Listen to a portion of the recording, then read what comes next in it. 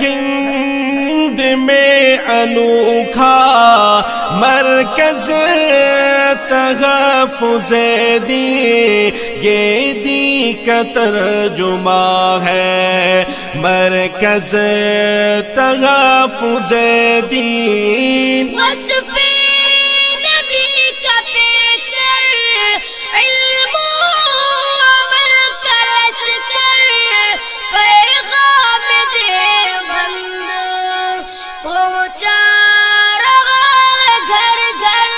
ہے ہند میں انوکھا مرکز تحفظ دین، یہ دین کا ترجمہ ہے مرکز تحفظ دین۔ مشکل گھڑی میں بیڑا اس نے جو یہ اٹھایا، سگ سہے کے رنج اور غم پھر بھی مسکرایا، بدعات سے روکا سنت کی رگ چلایا، رب کی رضا کا اس نے رستہ ہمیں بتایا، محفوظ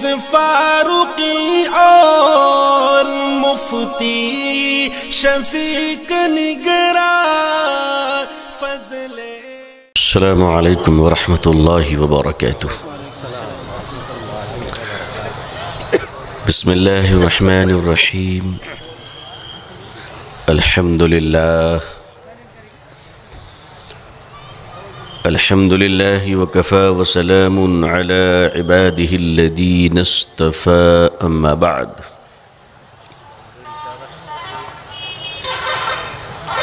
الحمد للہ رب العالمین والعاقبۃ للمتقین،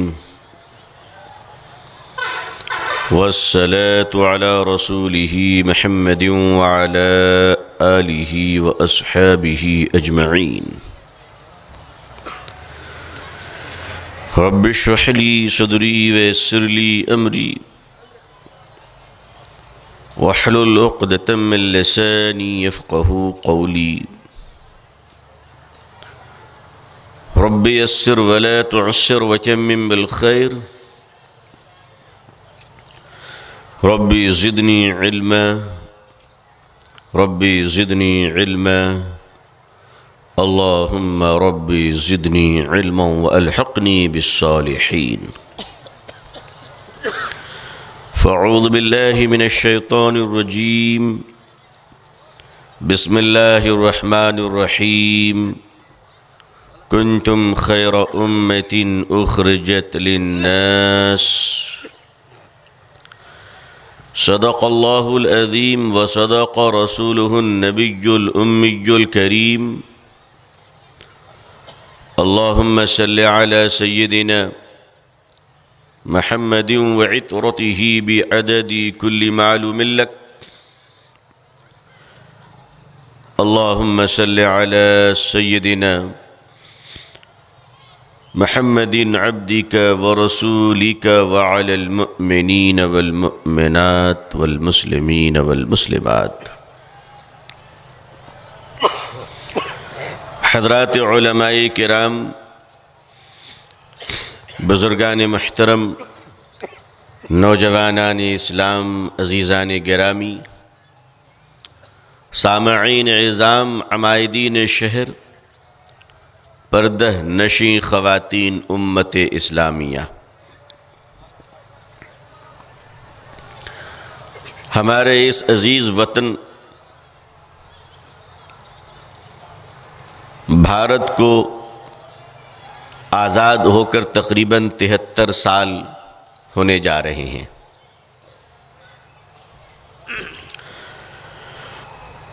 اور 73 سال کا مطلب یہ ہے کہ 15 اگست 1947 بروز جمعہ 27 رمضان اللہ نے اس ملک کو آزاد بھی کیا تو لیلۃ القدر میں. کچھ تو وجہ ہے کہ آخر یہ ملک بچا ہوا کیوں ہے. راز ہم جانتے ہیں کہ تم الٹے لٹک بھی جاؤ تو بھی بھارت کی دھرتی کو ہمارے سجدوں سے محروم نہیں کر سکتے.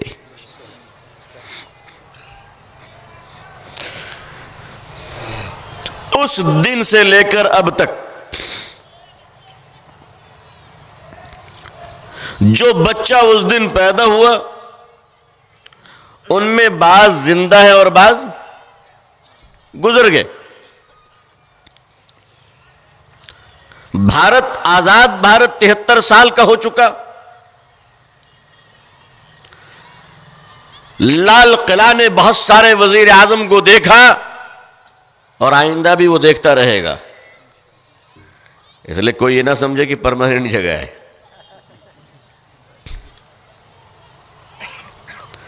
تاج محل محبت کی نشانی میں نہ جانے کتنے مجنوں کے چراغ گل ہو گئے اور کتنی معشوقائے کی ہڈیاں زمین کی کھاد بن کر گاؤں ماتا کے دودھ میں تبدیل ہو گئی.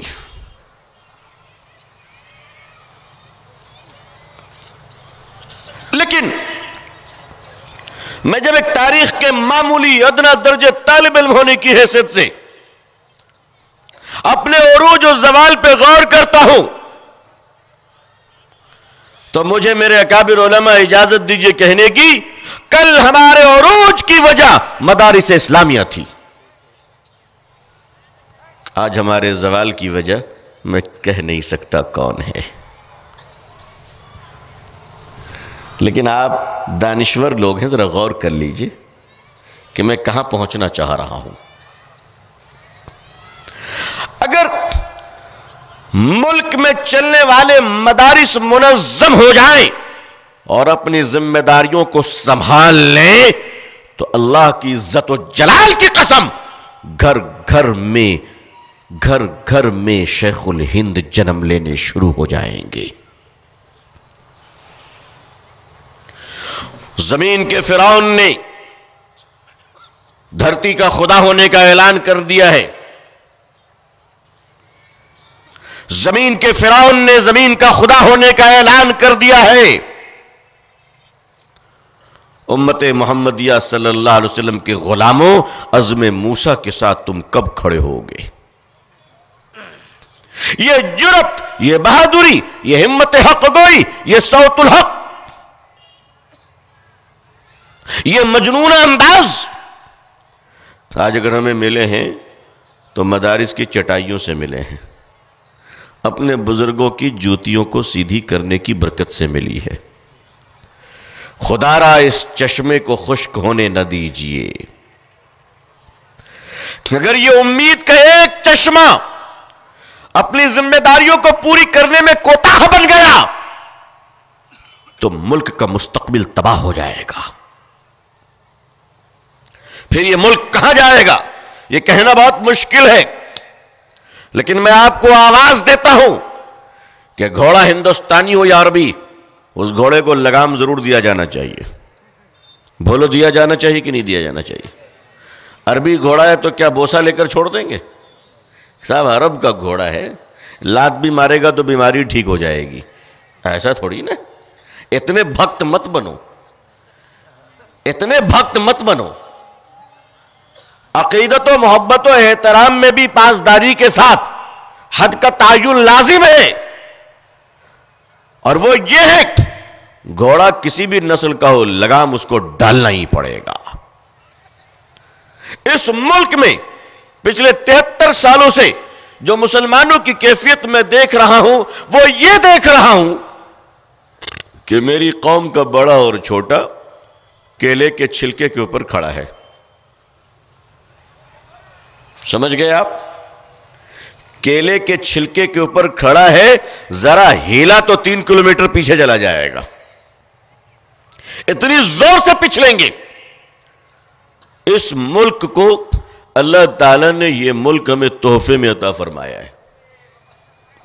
اگر تحفے میں یہ ملک نہ ہوتا تو بھارت کے دشمنوں کی سازش میں جو نیا ملک بنا وہاں سارے لوگ نہیں چلے جاتے.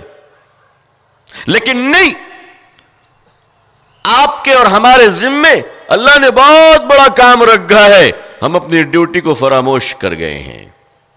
اور یاد رکھیے گا، آن ڈیوٹی آفیسر اگر کرپشن کے جرم میں پکڑا جائے تو وہ سسپینڈ بھی ہو جاتا ہے اور وردی بھی اس کی اتار لی جاتی ہے. مسلمان آن ڈیوٹی امت ہے، آن ڈیوٹی. اور اس امت کی کوئی ہالیڈے نہیں ہے. اس امت کے لیے عید بقرعید جمعہ کوئی چھٹی کا دن نہیں ہے. چھٹیاں دوسرے لوگوں کے لیے ہوتی ہیں، اس امت کے لیے کوئی چھٹی کا دن نہیں ہے. یہ امت 24/7/365 آن ڈیوٹی ہے. مسلمان کا بچہ، بوڑھا، جوان، عورت، مرد، یہ ہر وقت آن ڈیوٹی ہے. اگر مسلمانوں کنتم خیر امت اخرجت للناس کی حیثیت سے تمہیں جو آن ڈیوٹی اللہ نے امت بنایا ہے، اللہ نے جو ڈیوٹی تمہیں دی ہے، اگر اس میں غفلت برتو گے تو لباس عزت تمہاری اتار لی جائے گی. اور لباس عزت اگر ایک بار اتار لی گئی اللہ کی طرف سے تو معاف کیجیے گا، پھر رات میں سسکنے والی دعاؤں کی آہیں بھی آسمان پر نہیں پہنچتی ہے. پھر سارے کے سارے خطرے میں آ جاتے ہیں. اس وقت جو پسے پردہ سب سے بڑی سازش چل رہی ہے، پسے پردہ، یہ CAA NPR NRC جو ہیں، یہ تو ہتھوڑا ہے آپ کو ٹیسٹ کرنے کا کہ آپ جگہ ہیں یا سو گئے. اور یہ ایسا تھرمامیٹر ہے کہ اس میں بہت سارے بڑے بہہ جائیں گے. کھول کر کہہ رہا ہوں میں، آپ دیکھتے رہیے. ابھی ایک آدھ ہفتہ اور دیکھ لیجئے آپ، بہت سارے لوگ بہہ جائیں گے اس میں، چند مٹھی بھر ایمان والے بچیں گے. نشانہ یہ ہے کہ اس امت کو زندہ کس نے رکھا ہے، اس کو پکڑو. بات سمجھیے، اس امت کو زندہ کس نے رکھا ہے، اس کے رگوں میں بہتے ہوئے خون میں ایمان کی حرارت کو دوڑا کس نے رکھا ہے، اس کو پکڑو. اور یہ پلاننگ آج کی نہیں ہے. 1880 میں برطانیہ کے وزیر اعظم مسٹر گولڈ اسمتھ نے یہ پلاننگ پیش کیا تھا مصر کے نظام تعلیم اسلامی عقیدے کو تباہ کرنے کے لیے.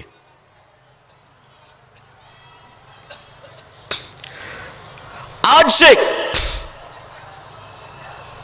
100-150 سال پہلے ایک یہودی کے گھر میں بیٹی پیدا ہوتی ہے. اس بیٹی کو امریکہ کے یونیورسٹی میں بھیجا جاتا ہے پڑھنے کے لیے. مکمل اس کی تربیت کی جاتی ہے. اور جب وہ لڑکی یہودن مکمل تربیت یافتہ بن جاتی ہے تو اس کو کام کرنے کے لیے مصر کے شہر قاہرہ بھیجا جاتا ہے، جہاں وہ بڑی محبت سے اپنی گوڑی چمڑی کا استعمال کرتے ہوئے ایک سچا مسلمان سے نکاح کرتی ہے. اس سے ایک اور لڑکی پیدا ہوتی ہے. اس ماں باپ سے ایک بیٹا پیدا ہوتا ہے. اس بیٹے کو نانی والے نانیال والے اپنے پاس مصر سے لے کر چلے جاتے ہیں اور یہودی ماحول میں اس کی پرورش ہوتی ہے اور امریکن یونیورسٹی میں اس کی تعلیم ہوتی ہے اور پڑھا لکھا کر اسے فوجی کرنل بننے کے قابل بنا کر دوبارہ مصر میں بھیجا جاتا ہے. اسے ہی آج سیسی کے نام سے یاد کیا جاتا ہے.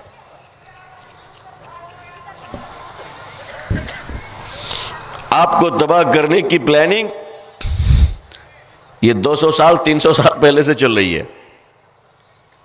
لیکن ہم 3 بیماریوں میں مبتلا ہیں اور ہماری ان 3 بیماریوں نے ہمیں کبھی ابھرنے نہیں دیا. لیکن اس سے پہلے میں آپ کو ایک حوصلے کی بات بتاتا ہوں. اب السیسی نے جو مصر کا حال کیا وہ ہمارے اور آپ کے سامنے ہے. ہمارے اور آپ کے سامنے ہے. مسجدوں میں اذان تو ہو رہی ہے, نماز تو ہو رہی ہے, مگر حرارت اسلامی ان کے رگوں میں آج باقی نہیں ہے. اور پورے خطے کی جو صورتحال ہے, بس اسی کو کاپی پیسٹ یعنی سی پی بھارت میں کرنے کی کوشش کی جا رہی ہے. اور اگلا نشانہ یہ ہے, مسجد نہیں, اب نشانہ مسجد نہیں ہے. مسجد کا نشانہ کر کے دیکھ لیا, کچھ نہیں ہوا. اب اگلا نشانہ یہ ہے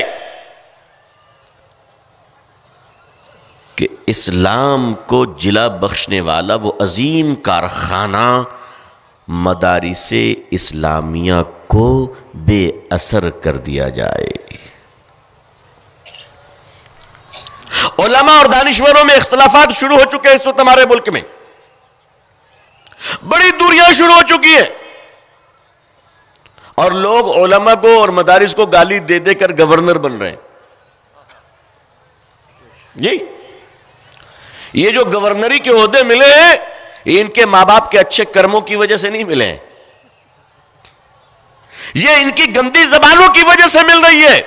اور ایسے لوگوں کو بھی اور آگے لایا جائے گا. اس لائن میں جبہ و دستار بھی کھڑا ہو جائے تو تعجب نہ کیجیے گا, دعا کیجیے اللہ ہم سب کی حفاظت فرمائے. اور اس طرح سے شے رگ کو کاٹنے کی کوشش کی جائے گی تاکہ استفادے کا جو چشمہ ہے وہ بند کر دیا جائے. اس لیے مدارس کو بڑی ذمہ داریوں کا مظاہرہ کرنا پڑے گا, اور علماء کو زبردست طریقے سے کھڑا ہونا پڑے گا, زبردست طریقے سے, اور تاریخ کو دہرانا پڑے گا. آپ کو پتہ ہے کہ جب تاتاریوں نے مسلمانوں پر حملہ کیا تو ایسا زبردست حملہ کیا, ایسا زبردست کہ مولانا علی میاں ندوی رحمۃ اللہ علیہ نے تاریخ دعوت و عظیمیت میں لکھا ہے کہ تاتاری کی فوج نے 3 دنوں میں 18 لاکھ مسلمانوں کا قتل کیا تھا. 3 دنوں میں. تو یومیہ کتنے ہوئے؟ 6 لاکھ. یومیہ 6 لاکھ.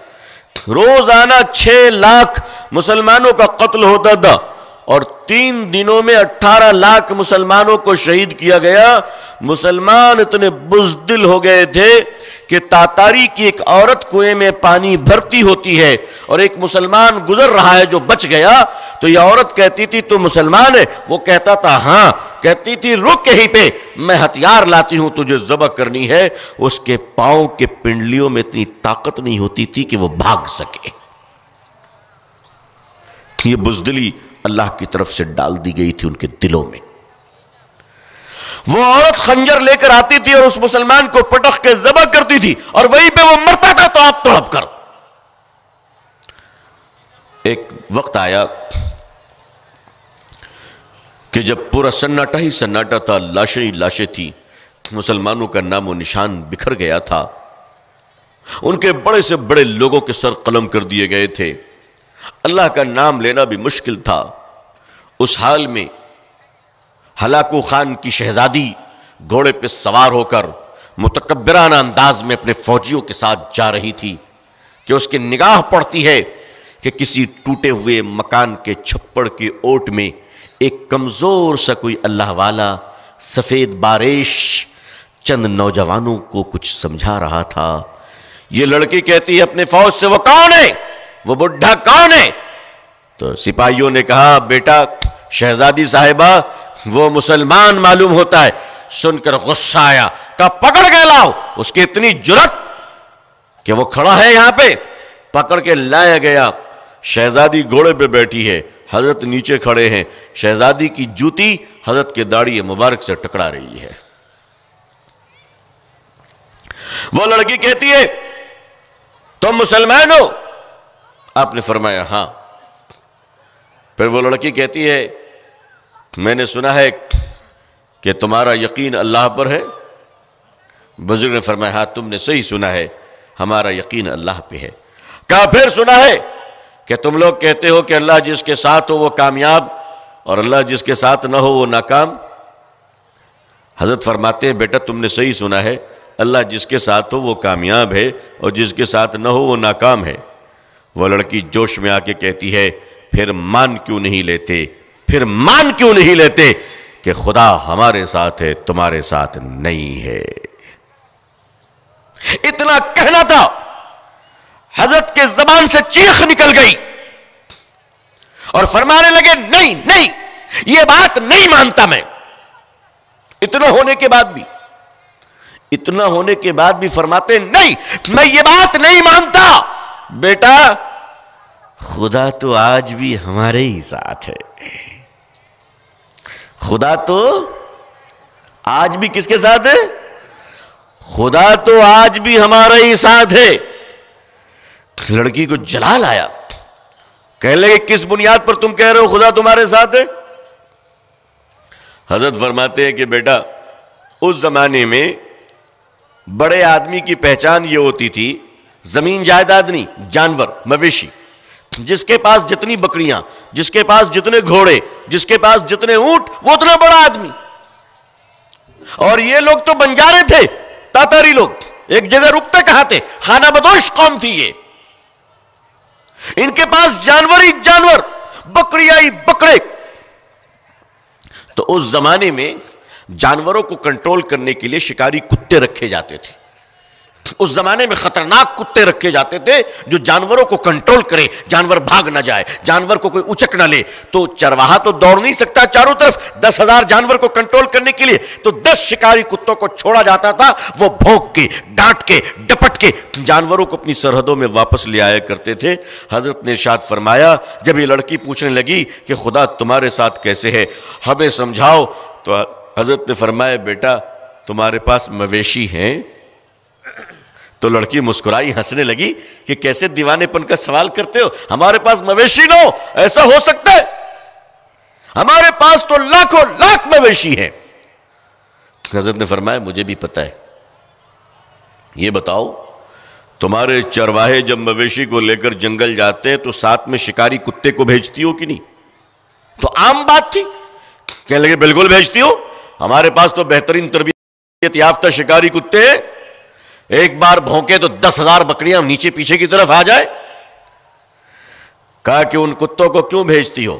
کہا اس لیے بھیجتی ہوں تاکہ ہماری بکریاں سرحد عبور کر کر وحشی جانوروں کے پالے نہ پڑ جائیں، ہمارے جانور کہیں ادھر ادھر نہ چلے جائیں، مالک کی طرف رہیں، چرواہے کی باتیں سنتی رہے اور ہمارے جانور ہمارے پاس رہے، ہمارے ہاتھوں سے بچھڑ نہ جائے۔ حضرت نے فرمایا بس بیٹا بس، جواب مل گیا، آج بھی خدا ہمارے ساتھ ہے، بس فرق اتنا ہے کہ ہم نے اپنی حیثیت بھلا دی ہے، اپنی ذمہ داریاں بھلا دی ہے، اپنے کرتووں کو بھلا دیا ہے، جہاں تہاں منہ مارنے لگے ہیں، موبائل پہ جانے لگے ہیں، دوسروں کی نقالی کرنے لگے ہیں۔ آج ہمارے سر کے بال یہودیوں کے بال کی طرح ہو گئے، ہمارے نوجوان پھٹی ہوئی جنس پہننے لگی ہے اور ہم اسلامی سرحد سے باہر چلے گئے ہیں۔ اس لیے خدا نے ہمیں قابو میں کرنے کے لیے کچھ شکاری کتوں کو چھوڑ رکھا ہے۔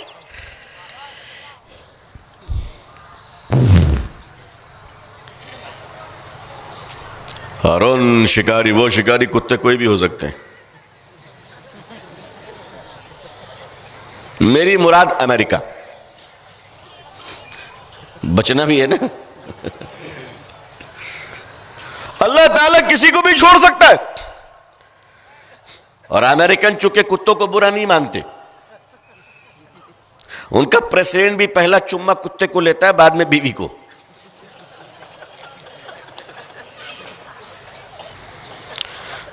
اور وہاں کی عورتیں اپنے بچے کو نوکر کو دے دیتی ہیں، ان کے بچے نوکر پالتا ہے، ان کی مائیں کتے کے پلوں کو پالتی ہیں۔ یورپ میں فیشن ڈیزائن کی دکانیں کھلی ہے جہاں لکھا ہے کہ کتے ڈاگیز کے لیے کپڑے ملتے ہیں۔ سمندر کے کنارے انسان ننگا ہو رہا ہے، کتا سوٹ بوٹ پہن کے ٹہل رہا ہے۔ مرسڈیز گاڑی کے پہلی سیٹ میں کتا بیٹھا ہوا ہے اور ٹریفک میں گاڑی رکی تو مالک نے شیشہ اتارا، کتے نے 3 ہاتھ کی زبان باہر نکال کے پبلک کو دکھایا، دیکھ میری اوقات، میری حیثیت دیکھ۔ اللہ تعالی نے ان پر شکاری کتوں کو چھوڑا تھا۔ عزیزان ملت، یہ مت کہو کہ اللہ نے ہمیں چھوڑ دیا ہے، ارے اگر اللہ نے چھوڑ دیا ہوتا تو ایک خدا کا سجدہ بھی نصیب نہ ہوتا. جی اتنا ہونے کے بعد بھی اللہ تعالیٰ اذان دے کر بلوا رہے ہیں ہم کو, آجا آجا میرے بندے آجا آجا. کہا اللہ ٹھکائی بہت ہوئی, کہا وہ میں نہیں کروایا تھا, آجا آجا. مسجدوں کی اذان 5 بار مؤذن پکار رہا ہے کہ دیکھو اللہ نے تمہارے لیے ابھی بھی دروازہ بند نہیں کیا ہے, اپنا گھر کا دروازہ کھلا رکھا ہے, آ جاؤ آ جاؤ آ جاؤ. جس دن تم لوٹ جاؤ گے اس دن گلا شکوہ سب ختم ہو جائے گا. تم جا کر کہو گے اللہ میں آ گیا, اللہ فرمائیں گے تیرے انتظار میں تو تھا, اچھا ہوا آ گیا, اچھا ہوا آ گیا. کہا اللہ میں بہت گندا ہوں, کہا فکر مت کر, فکر مت کر, تو اپنے رب کے پاس آیا ہے. تو بہت گندا ہے, میری رحمت کا چشمہ بہت بڑا ہے, تو اپنے گناہوں کو لے کر آ, میں اپنی غفاری کو لے کر آتا ہوں. میری عزت و جلال کی قسم تیرے گناہ میری رحمت کا مقابلہ نہیں کر سکتے, نہیں کر سکتے. مسلمانوں مایوس کیوں ہوتے ہو؟ مایوسی تو کفر ہے بھائی, ہے. دیواروں پہ حکیم صاحب لوگ جو اشتہار لکھتے ہیں کیا لکھتے ہیں؟ پڑھا ہے کہ نہیں پڑھا ہے؟ اس جملے کا صحیح استعمال وہی لوگ کرتے ہیں. میں نے جو آیت پڑھی ہے یہ آیت ہمارے تبلیغی جماعت بھائی والوں کا پیٹنٹ ہے, اور یہ جو مایوسی کفر ہے یہ حکیم صاحب لوگوں کا پیٹنٹ ہے. انہوں نے دیواروں پہ لکھ کے رکھا ہے مایوسی کفر ہے. ہم سے ملیے, آپ بتائیے. اور مشکل یہ ہے کہ اس پہ لکھتے بچپن کی غلطی. بتائیے کوئی بچپن میں غلطی کرتا ہے؟ جملے بھی کہاں سے لاتے ہیں سب؟ عزیزان ملت, اللہ تعالیٰ نے اپنی رحمت کے دروازے کھول رکھے ہیں. اور میں آپ سے کہوں اس وقت بھارت میں مسلمانوں کے لیے اللہ نے گولڈن اپرچونٹی دیا ہے. جی گولڈن اپرچونٹی. کوئی مودی صاحب کو برا نہ کہے, ہاں بالکل برا نہ کہے, مجھے بہت خراب لگتا ہے, مجھے بہت خراب لگتا ہے. کیوں پتہ ہے آپ کو؟ ہم نے کل بھی کہا تھا, مودی صاحب نے کہا بھارت کی ساری مسلم مہیلائیں میری بہن ہیں. کہا تھا کہ نہیں کہا تھا؟ تو اس میں میری ماں بھی ان کی بہن ہوئی کہ نہیں ہوئی؟ تو میری ماں کے بھائی ہیں تو میرے کون ہوئے؟ بولو ہوئے کہ نہیں ہوئے؟ کوئی میرے ماموں کے خلاف بولے گا ہم سن لیں گے؟ اتنا آسان ہے. اور ان کے پاس تو ایسے سے نسخے ہیں کہ حکیم اجمل رحمت اللہ علیہ قبر میں تڑپ رہے ہوں گے. کسی نے پوچھا چہرے پہ چمک کیسے آئی؟ کہا میں پسینے سے مالش کرتا ہوں. یقین مانیے بلا وجہ فیئر اینڈ لولی کریم بک رہی ہے. اینٹ بھٹا پہ جو کام کرتے ہیں مزدور لوگ, کیا ان کو پسینہ نہیں بہتا؟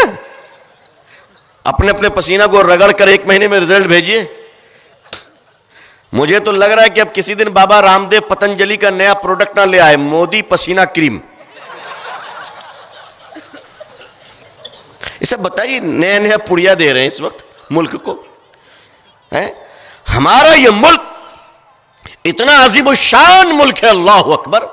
دنیا کے پاس اس وقت, پوری دنیا کے پاس اتنا شاندار دیش کسی کے پاس نہیں ہے جو دیش اللہ نے ہم لوگوں کو بھارت عطا فرمایا ہے. کیوں بھائی؟ دیا کہ نہیں دیا اللہ نے؟ ہر قسم کی فصل یہاں پہ, ہر قسم کا موسم یہاں پہ, ہر قسم کے لوگ یہاں پہ. 1600 زبانیں بولی جاتی ہیں, ہر 100 کلومیٹر پر تہذیبیں بدلتی ہیں, ہر 100 کلومیٹر پر کھانے کا انداز بدلتا ہے, ہر 100 کلومیٹر پر پہننے کا کپڑے کے انداز اور فیشن بدل جاتے ہیں. اللہ اکبر. ہم دعا کرتے ہیں کہ اللہ ہمارے بھارت کی رکشا فرمائے اور بھارت میں امن اور شانتی عطا فرمائے. جو بھارتی ہے وہ آمین کہے, جو پاکستانی ہے وہ چپ رہے.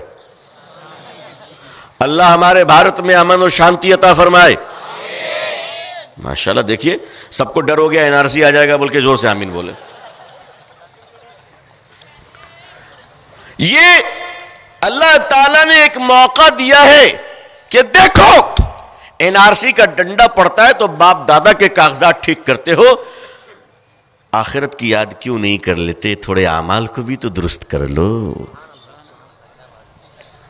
جی۔ تو یہ تو ہم مودی صاحب کے شکر گزار ہیں کہ ہمارے حضرت مودی صاحب دامت برکاتہم اور آدرنیہ شری امیت شاہ صاحب برکاتہم، ان دونوں بزرگوں نے مل کر وہ تعویذ ہمیں دی ہے کہ برسوں سے ہم بچھڑ گئے تھے، انہوں نے ہمیں ملا دیا ہے۔ انہوں نے ہمیں ملایا، تو مودی صاحب کو ان کی بیوی سے ملا دے۔ احسان کا بدلہ احسان ہوتا ہے۔ بولو دعا کریں گے کہ نہیں کریں گے؟ انہوں نے ہمارے ساتھ اچھا کام کیا ہے، ہم بھی ان کے ساتھ اچھا کام کریں، ٹھیک ہے؟ اللہ ان کو بھی گھر بسا دے۔ ہم یہ بہوجن لوگ دلت بھائیوں سے، مول نواسیوں سے بچھڑ گئے تھے، انہوں نے ہمیں ملا دیا۔ اس لیے بھائی سرکار کو برا مت کہو، حکومت کو برا مت کہو، انہوں نے جو کچھ کیا ہے اس کے جڑ سے انشاءاللہ امید کی ایک نئی کرن اور محبت کی ایک نئی خوشبو نکلنے والی ہے۔ ابھی ہمارا ملک جاگ چکا الحمدللہ، اور زبردست طریقے سے جاگا ہے۔ اب ایسا جاگا ہے کہ سونے کا نام نہیں لے رہا ہے۔ اب نئی ٹیبلٹ لائی جا رہی ہے۔ ہمارے وزیر اعظم صاحب کے عزیز دوست ہیں، ان کا نام ہے ڈونلڈ ٹرمپ، امریکہ میں۔ اس بیچارے کو بھی نہیں معلوم کہ وہ کیا بولنے والا ہے۔ میں ڈونلڈ ٹرمپ صاحب کی حرکتیں جب دیکھتا ہوں تو کبھی کبھی سوچتا ہوں کہ اللہ یہ کیا بنا ہے۔ ایسا لگتا ہے کہ دنیا کے بہت سارے سائنسداں کچھ بنانا چاہ رہے تھے، کچھ نہیں بنا تو یہ بن گیا۔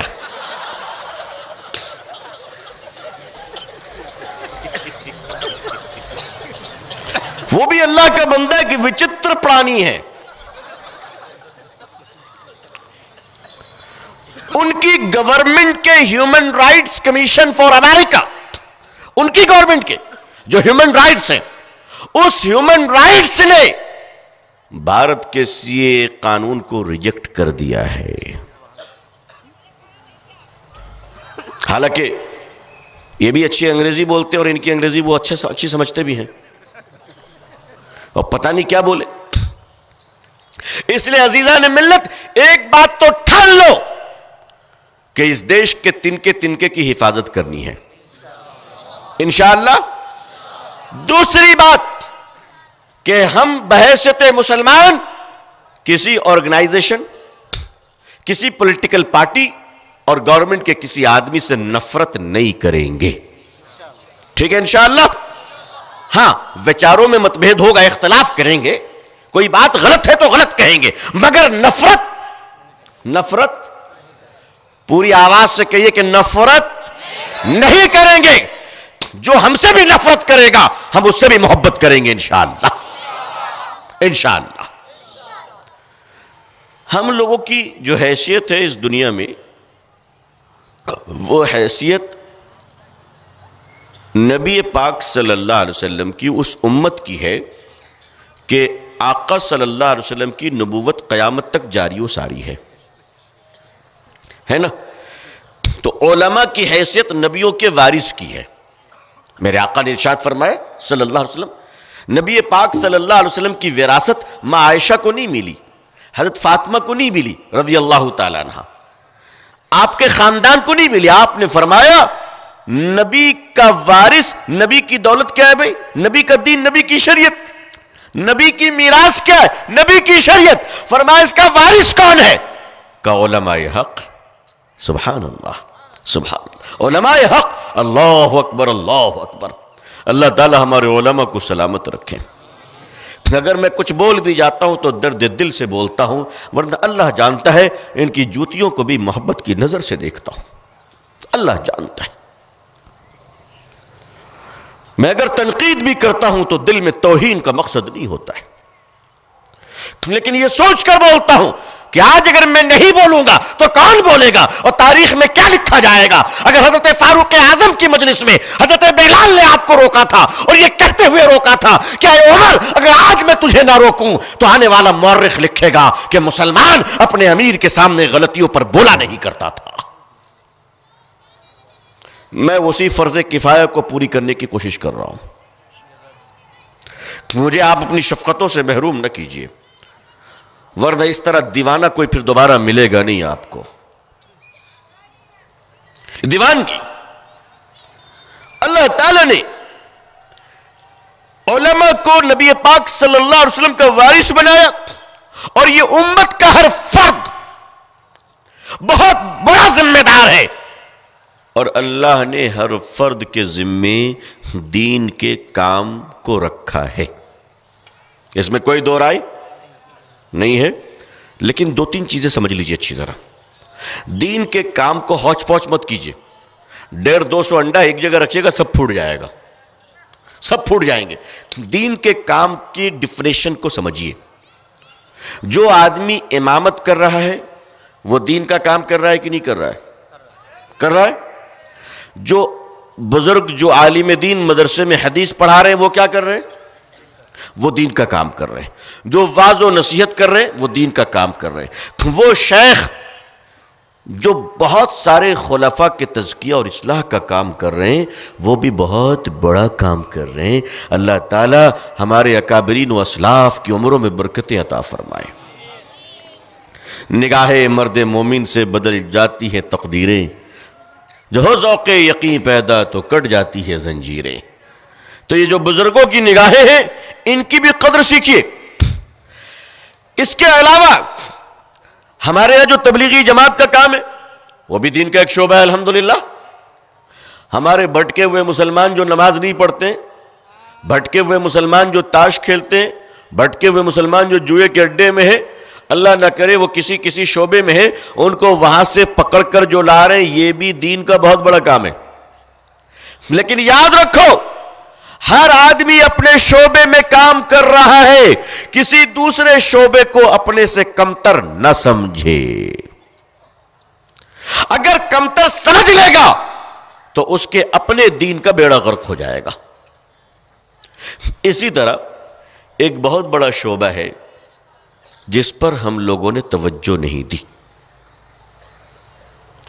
اور آج مجھے لگتا ہے کہ اسی کی سزا اس ملک میں ہم لوگ بھگت رہے ہیں. اور میری ایسی سوچ ہے کہ اس کی وجہ کر شاید آسمان سے کچھ سخت فیصلے ہونے لگے ہیں. اور وہ شعبہ یہ ہے، وہ غلطی یہ ہے کہ ہمارے ملک کے 70% غیر مسلم بھائی بہن، 70%، میں صحیح کہہ رہا ہوں، میں احتیاط کے ساتھ کہہ رہا ہوں، ورنہ 75 میں کہوں، 80% کہوں، ہمارے ملک کے 80% غیر مسلم بھائی بہن جن کے ساتھ ہم تجارت کرتے کہ نہیں کرتے؟ بولو. تجارت کرتے ہیں، معاملات کرتے ہیں، لین دین کرتے ہیں، دکان ان کے ساتھ رہتی ہے، مکان ان سے خریدتے ہیں، کاروبار میں شامل ہے، بسوں میں شامل ہے، ٹرین میں شامل ہے، ہوائی جہاز میں شامل ہے. بولو شامل ہے کہ نہیں؟ زندگی کا ہمارا کوئی کام ان کے بغیر ہے نہیں ہے. ہمارا سب سے بڑا جرم یہ ہے کہ ہم ان کے درمیان موجود ہیں، اس کے باوجود ہمارا بھائی ایک خدا کو چھوڑ کر 3 کروڑ خدا تک پہنچ گیا.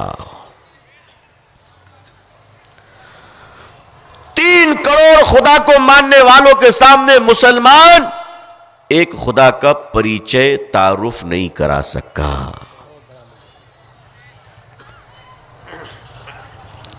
تو آج اس کی وجہ یہ ہے، آج یہی وجہ ہے کہ اللہ کی گرفت شروع ہو گئی ہے اور 3 کروڑ خدا کے ماننے والے ایک ہو گئے. ایک خدا کا ماننے والا مسلکوں میں بٹ گیا. جب اللہ تعالیٰ کی طرف سے روب نازل ہوتی ہے تو غلام میں وہ روب ہوتا ہے کہ بادشاہ کانپ جاتا ہے، اور اللہ کی طرف سے جب روب اٹھا لیا جاتا ہے تو گھر کا کتا چیخے تو مالک کو دست شروع ہو جاتی ہے. یہ ایک بہت بڑا جرم، بہت بڑی غفلت ہوئی ہے. اب آئیے اس غفلت کی ابتدا کیا ہے، اس کا انجام کیا ہے، اور اس کا صد باب کیا ہے. دیکھیے ہمارے اکابر علماء اس پہلو کو بہت اچھی طرح جانتے ہیں. 1000 سال میں اللہ تعالی کی طرف سے پورے سسٹم کو بدل دیا جاتا ہے.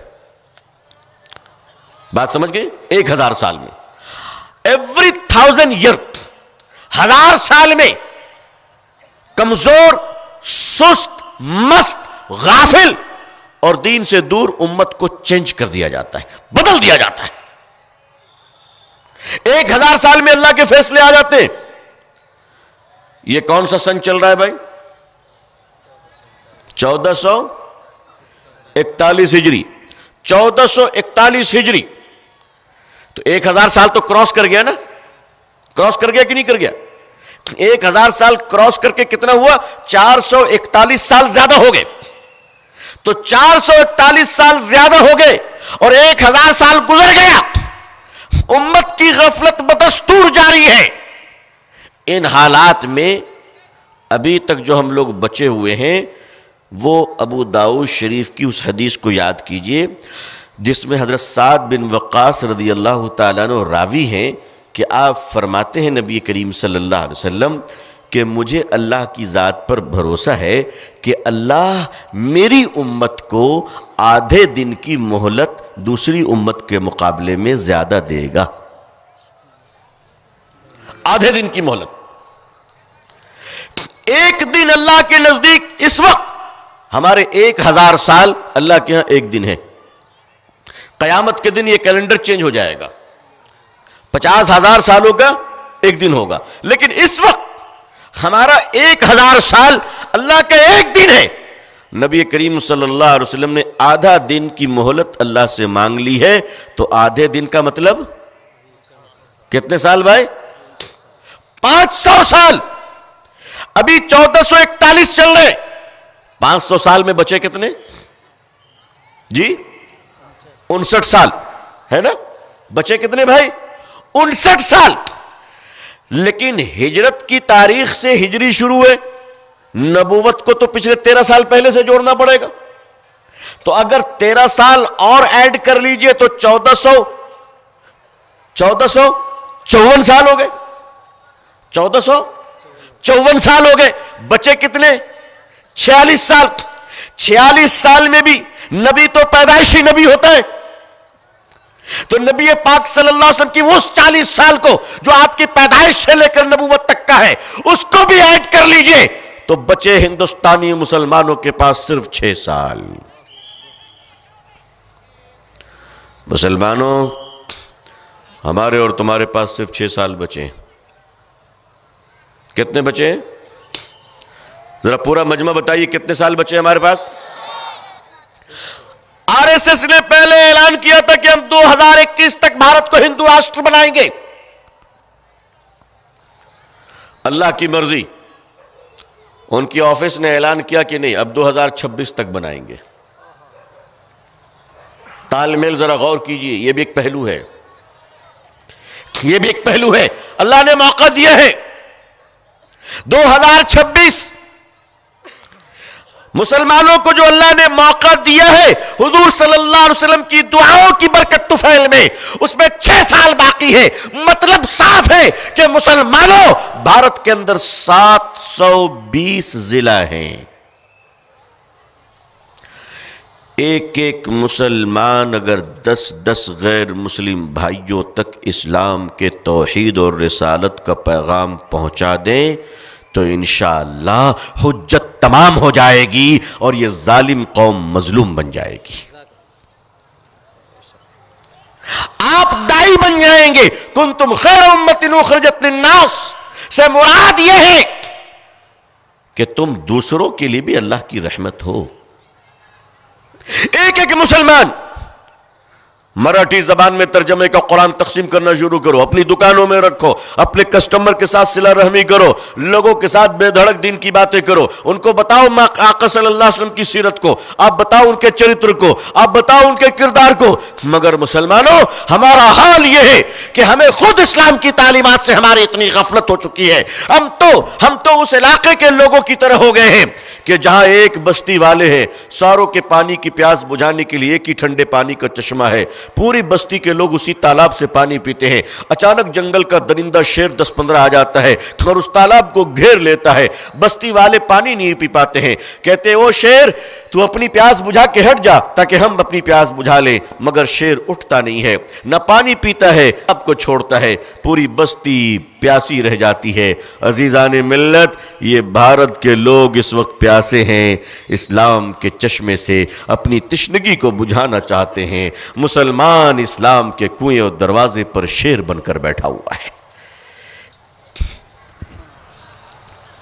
مسلمانوں کو بہت تھوڑا سا موقع ملا ہے، اس تھوڑے سے موقع پہ اگر آپ دین کی دعوت پہنچائیں گے انشاءاللہ تو ہم اور آپ صرف پہنچانے کے مکلف ہے، قبول کروانے کے نہیں۔ یہ مت سوچے گا کتنے لوگ ایمان لائے، وہ اللہ کے اختیار میں ہے، اللہ جسے چاہے ہدایت دے، لیکن یاد رکھیے جب آپ حجت تمام کر لیں گے انشاءاللہ تو پھر اللہ کی مدد ہمارے اور آپ کے لیے اتر آئے گی، اور جو لوگ پیغام ملنے کے بعد بھی انکار کریں گے معاملہ ان کا اللہ کے ہاں الگ ہو جائے گا،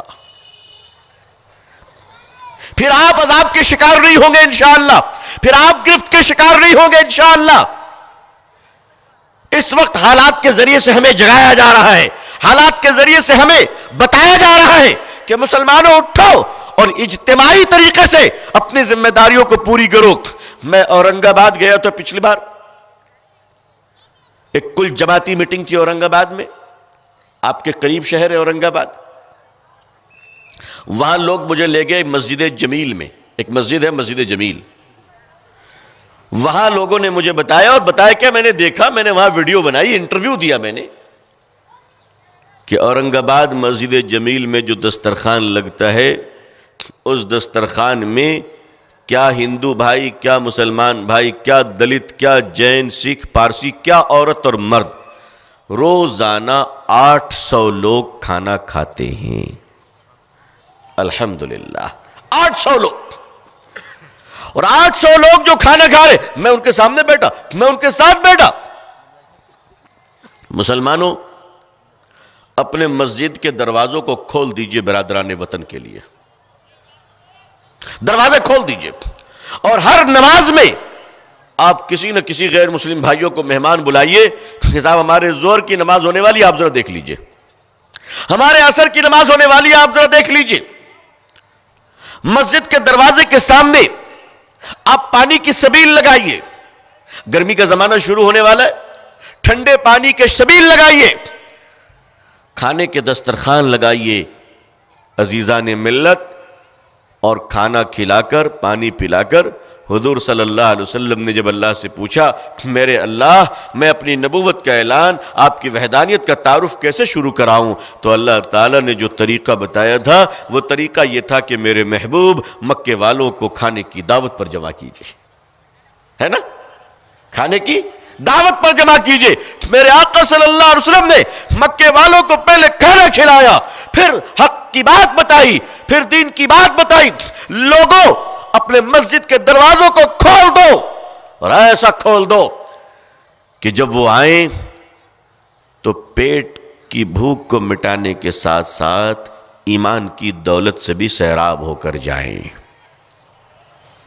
میں یہ نہیں کہہ رہا کہ آپ کلمہ پڑھو، وہ تو اللہ کے اختیار میں، اللہ جس کو ہدایت دیں گے، لیکن آپ ان کی زبان میں، مراٹھی زبان میں ترجمے والی، ظاہر سی بات ہے سب ترجمہ ہی ہوگا، وہ قرآن شریف آپ ان کو ہدیہ دیں، گھر گھر دیں، ورنہ حالت یہ بھی ہو رہی ہے کہ ایک اسکول میں نئی لائبریری کھولی گئی، تو اسکول کے پرنسپل نے بچوں سے کہا میرے بچوں ہمارے ایک لائبریری کھلی ہے، تمہارے گھر میں جو کتاب نہیں پڑھی جاتی ہے وہ لانا، ہم اپنی لائبریری میں رکھیں گے تاکہ لوگ پڑھیں۔ دوسرے دن سارے بچے اپنے اپنے گھروں سے قرآن لے کر آ گئے۔ کہا یہ کیا؟ کہا حضور یہی وہ کتاب ہے جو ہمارے گھروں میں برسوں سے ہے، پڑھی نہیں جاتی ہے، یہی وہ کلام ہے جسے پڑھا نہیں جاتا۔ بزرگوں یہ امت تیار ہے، اور اللہ تعالیٰ نے صاف فرمایا کہ اگر تم نہیں مانو گے تو اللہ تمہیں ہٹا کر دوسری امت کو ریپلیس کرے گا. یعنی آن ڈیوٹی آفیسر اگر اپنی ڈیوٹی میں کوتاہی برتے گا تو اللہ اس امت کو سسپینڈ کر کر نئی امت کو اپوائنٹ کریں گے. اس لیے اپنی سسپینشن سے اگر بچنا ہے تو دانشور اور علماء دونوں مل جائیں انشاءاللہ. ڈاکٹر صاحب، مولانا صاحب، انجینئر صاحب، مفتی صاحب، پروفیسر صاحب، مؤذن صاحب آپس میں بیٹھیے، تال میل کیجئے اور آپس میں بیٹھ کر یہ طے کیجئے کہ ہمیں اس ملک کے اندر کس طرح سے امن و سلامتی کے پیغام کو ایک ایک بھائی تک پہنچانا ہے، ایک ایک بہن کو پہنچانا ہے. اس کے لیے آپ کو اپنے گھروں کی عورتوں کو تیار کرنا پڑے گا. اس کے لیے آپ کو اپنی بیٹیوں کو تیار کرنا پڑے گا. بہت ہو گیا عورتوں کو پیچھے رکھنا، اتنا پیچھے مت رکھو کہ بغاوت کر کر وہ میدانوں میں بیٹھنے لگے. آج وہی ہو رہا ہے. آپ کے ہاتھوں کی گرپ اب کمزور ہو رہی ہے. لوگوں نوشتے دیوار کو پڑھ لیجئے. اگر آج ہماری بہنیں گھروں سے نکل کر میدانوں میں بیٹھی ہوئی ہیں تو آپ سمجھ پا رہے ہیں کہ آگے کی کہانی کیا ہونے والی ہے. بہتر ہے کہ آپ اپنی عورتوں کو آراستہ کریں، ان کو بتائیں، وہ دولت ان کو دے دی جائے جو دولت میرے آقا صلی اللہ علیہ وسلم نے حضرت ام سلمہ کو دیا تھا، ماں عائشہ کو دیا تھا. ہم نے اپنی عورتوں کو کیوں محروم رکھا ہے؟ آج وقت کی پکار، حالات کے تقاضے یہ ہیں کہ ہم اپنی بیٹیوں کو تیار کریں اللہ کے دین کی خدمت کرنے کے لیے. یہ جو ارتداد پھیل رہے ہیں، یہ ارتداد کی بڑی وجہ یہ ہے کہ ہماری بیٹیاں جب کالج اور انسٹیٹیوشن میں جا رہی ہیں تو دین جانتی نہیں ہے، دوسرے لوگ ان کو لاجواب کر دیتے ہیں، یہ مروب ہو جاتی ہے اور دوسروں کے ٹریپ میں آ جاتی ہے کیونکہ ہم نے اپنی بچیوں کو دین سکھایا نہیں. ہمارے پاس ایسے ادارے ہونے چاہیے جس ادارے کے ایک چھت کے نیچے ہماری بیٹیاں قرآن و حدیث، شریعت مطہرہ، دین و اسلام کے ساتھ ساتھ پاکیزگی و طہارت کے ساتھ ساتھ مکمل دنیا کے علوم کے فن کو سیکھیں اور وہ ڈاکٹر اور انجینئر بھی بنے اور بن کر حافظ قرآن کے ساتھ ساتھ عالمہ کے ساتھ ساتھ وہ دین کا کام دنیا کے ہر شعبے میں کرے. اگر آج سے ہم یہ کام کریں گے انشاءاللہ تو اللہ نیت اور ارادے کی بنیاد پر بھی ہم پہ رحم فرمائے گا. اور جو 6 سال ہمارے پاس بچے ہیں اس میں اتمام حجت کرنے کے لیے 1 سال کافی ہے کہ 720 ضلع میں اگر مسلمان کھڑے ہو جائیں انشاءاللہ اور ہر ایک تک پہنچ جائیں اور کہیں، صرف اتنا کہیں، یہ لیجئے پکڑیے، آپ کی امانت آپ کے حوالے ہے، یہ کتاب اللہ کی ہے جو پوری انسانیت کے لیے ہے، لیجئے اس کتاب کو تو پڑھ لیجئے. آگے ان کی مرضی، وہ پڑھتے ہیں یا کیا کرتے ہیں. ڈینمارک کے اس ایم پی کی بات کو میں یاد کرتا ہوں کہ ڈینمارک کے اندر ایک ممبر آف پارلیمنٹ جو بھی ہے، ان کا مشن تھا اسلام کے خلاف بولنا. ان کا مشن تھا کہ مسجد میں جب اذان ہوتی تھی تو وہ اذان کے وقت میں کھڑا ہو کر گالیاں بکتا تھا. اس نے اسلام کے خلاف اتنا بولا کہ پوری دنیا نے اس کو چندے دیے اور اس نے اعلان کیا کہ لوگوں، میں قرآن کے ایک ایک آیت سے نعوذ باللہ دہشت گردی ثابت کروں گا. انہوں نے یہ کہا کہ میں قرآن کے ایک ایک آیت سے نعوذ باللہ جرم اور گندگی ثابت کروں گا. اللہ اکبر، اللہ اکبر. اللہ کو منظور کچھ اور تھا.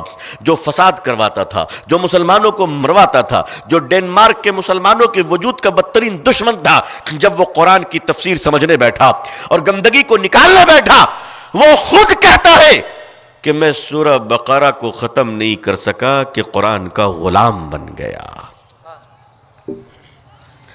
اور آج وہ ڈینمارک کا ایم پی ہماری اور آپ کی محنت کے بغیر الحمدللہ مسلمان ہو چکا ہے. الحمدللہ ہمارے آپ کے بغیر وہ مسلمان ہو چکا الحمدللہ. اور آپ کو پتہ اس وقت وہ کیا کر رہے ہیں؟ اس وقت وہ کہہ رہے ہیں کہ جس مسجد میں کھڑا ہو کر باہر میں نے بدتمیزی کی تھی اس مسجد میں جا کر میں اذان دوں گا. جی، اور اس وقت وہ قرآن امن کی سب سے بڑی کتاب کے عنوان پر کتاب لکھ رہے ہیں. ماشاءاللہ اس وقت پوری دنیا کو پیغام دے رہے ہیں وہ. عزیزان ملت، اگر ہم تھوڑی سی محنت کر لیں انشاءاللہ، تھوڑی سی محنت کریں. آپ نے دیکھا نہیں نیوزی لینڈ کو آپ نے نہیں دیکھا؟ جمعے کے دن مسجد کے اندر 50 مسلمان شہید ہوئے. اس 50 کی شہادت ہونی تھی کہ اللہ نے دلوں میں انقلاب پیدا کر دیا، اور ایسا انقلاب پیدا کیا کہ اس کے بعد جو جمعہ آیا نیوزی لینڈ کی عوام، نیوزی لینڈ کی خواتین، نیوزی لینڈ کے بچے اپنے اس لباس میں جو ان کے اوریاں لباس ہے وہ پہن کر سڑکوں پہ آ گئی اور کہنے لگی مسلمانوں سڑک پہ نماز پڑھو، تمہارے لیے ہم حفاظت میں کھڑے ہیں، گولیاں چلے گی تو سجدے میں تمہارے اوپر نہیں ہمارے سینوں پر گولیاں چلے گی۔ ہزاروں لوگ ایمان لے آئے نیوزی لینڈ میں۔ میرے بزرگوں، اس اہم باب پر توجہ دیجئے اور آئیے ہم سب اپنے اخلاق کو درست کریں اور غیر مسلم بھائیوں کو برا بھلا نہ کہیں، حکومت کو گالیاں نہ دیں، کسی آرگنائزیشن کو گالیاں نہ دیں، اختلاف رکھیں، لیکن یاد رکھیں کہیں نہ کہیں ہم سے ایسی کمزوری ہو رہی ہے جس کی وجہ کر یہ نحوست ہے۔ اللہ تعالی ہمیں اپنی کمزوریوں کو دور کرنے کی توفیق عطا فرمائے، اور اللہ تعالیٰ سے دعا کیجئے کہ اللہ پوری دنیا میں ہم سب کو اسلام کی عزت دیکھنا نصیب فرمائے۔ اقوام عالم اور اہل ہندوستان کے دلوں میں اللہ اسلام کے لیے اور مسلمانوں کے لیے جذبہ محبت و خیر عطا فرمائے۔ اللہ تعالیٰ ہمارے بھارت میں امن اور شانتی عطا فرمائے۔ اللہ تعالیٰ بھارت میں رہنے والے دلت، مسلم، ہندو، سکھ، عیسائی، جین، پارسی تمام لوگوں کے بیچ بھائی چارگی، محبت اور پیار کا ماحول عطا فرمائے۔ اللہ ہمیں اور آپ کو، ہم سب کے اہل و عیال کو، ہماری اور آپ کی اولادوں کو، نسلوں کو اور پوری امت مسلمہ کو عزت، عافیت، سلامتی، خیر اور خوشحالی اور اچھی صحت کے ساتھ اسلام پہ زندگی، ایمان پر خاتمہ نصیب فرمائے۔ آمین یا رب العالمین۔ آخر دعوانا الحمدللہ رب العالمین، والسلام علیکم ورحمۃ اللہ وبرکاتہ۔ ہے ہند میں انوکھا مرکز تحفظ دین، یہ دین کا ترجمہ ہے مرکز تحفظ دین۔